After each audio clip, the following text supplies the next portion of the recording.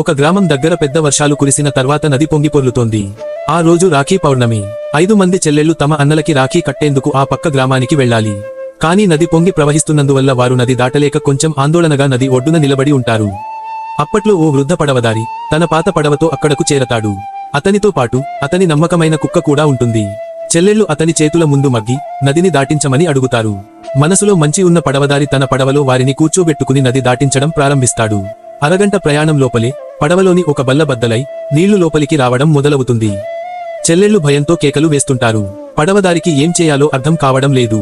అప్పుడే అతని కుక్క నిలువుగా నీటిలోకి దూకుతుంది. అది తన నోట్లో కట్టిన తాడు పట్టుకుని ఈదుతూ తీరానికి చేరి పడవను లాగడం ప్రారంభిస్తుంది. చెల్లెళ్లు ఆశ్చర్యపోతూ కుక్క వీరత్వాన్ని చూస్తూ ఉంటారు. తీరానికి సురక్షితంగా చేరిన తరువాత చెల్లెళ్లు ఆనందంతో తాము తీసుకొచ్చిన రాఖీలను తమ అన్నల చేతికి కడతారు.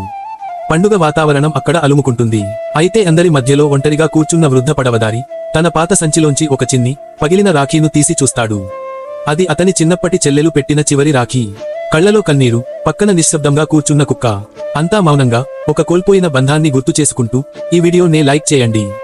ఇలాంటి మరిన్ని ఇంట్రెస్టింగ్ కథల కోసం మా ఛానల్ని సబ్స్క్రైబ్ చేయండి.